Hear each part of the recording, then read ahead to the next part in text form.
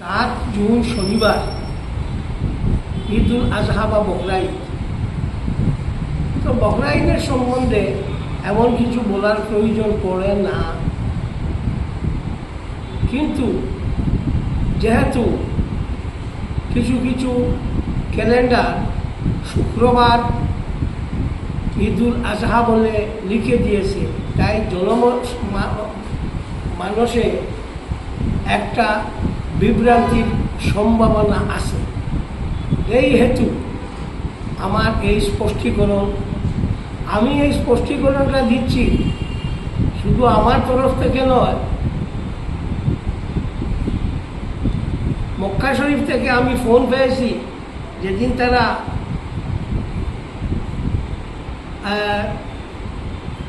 চাঁদ দেখেছেন, তারা ফোন করেছেন, তাদের এই চাঁদ দেখার দিন হিসাবে তাদের শুক্রবারে হয় বকরা ঈদ বা ঈদ উল আজহা।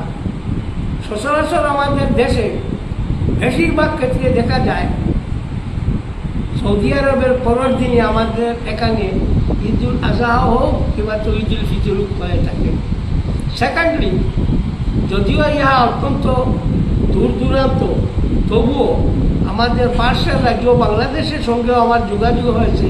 কাল রাত তারা ঘোষণা করেছেন এবং আমাকে জানিয়েছেন যে সরকারি তরফ থেকে শনিবার বলা হয়েছে ঈদ উল আজহা।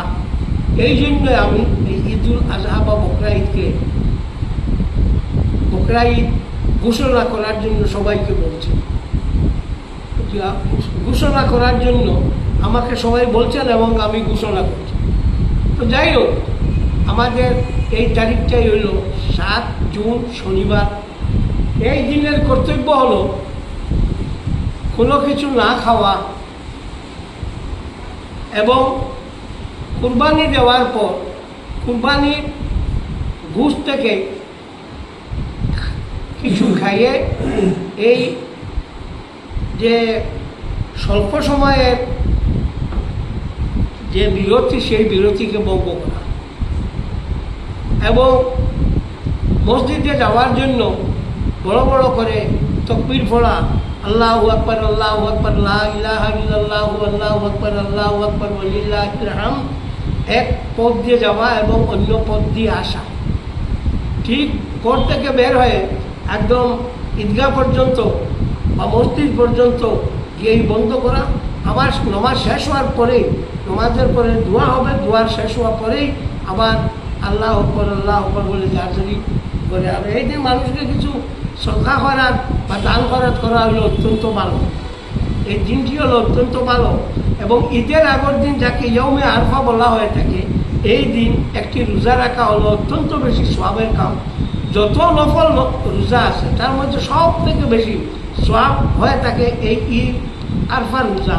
এই আরফার রোজা রাখলে এক আগের এবং পরের 2 বছরের গুনাহ মাফ। এই জন্য এই রোজাটা রাখার জন্য আমি সবার নিকট আহ্বান জানাচ্ছি, অনুরোধ করছি। এবং এই দিন সকাল থেকে, শুক্রবার সকাল থেকে প্রত্যেক ফরজ নামাজের পর আল্লাহু আকবার লা ইলাহা ইল্লাল্লাহু আল্লাহু আকবার ওয়ালিল্লাহিল হামদ 3 বার পড়া হলো মুস্তাহাব।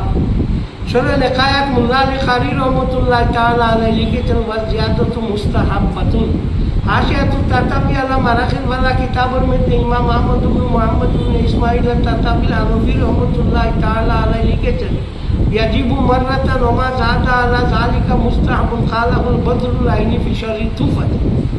ঠিক দুররুল মুনতাকা ফি শরঈল মুনতাকা কিতাবের মধ্যে আল্লামা আলী আসকাফি রহমতুল্লাহ তাআলা আলাইহি লিখেছেন ইয়াজিবু মাররাতান ওয়া মা যাদা আলা যালিকা কানা নফলা। ঠিক আল্লামা তাহি রহমতুল্লাহ তাআলা আলাইহি তার কিতাবের মধ্যে লিখেছেন যে ওয়া মা যাদা আলা যালিকা কানা ফদলা। এই হিসাবে 3 বার পড়া হলো মুস্তাহাব এবং ভালো। সবার নিকট অনুরোধ করছি 3 বার পড়বেন।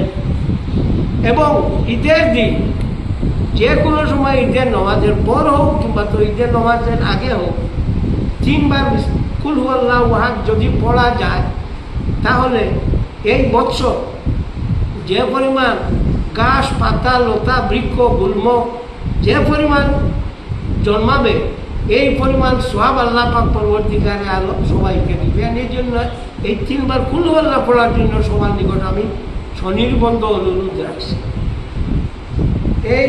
এই যে দিন, বকরা ঈদের দিন, কুরবানির দিন, যাতে আমাদের মধ্যে কোনো ভুল বুঝাবুঝির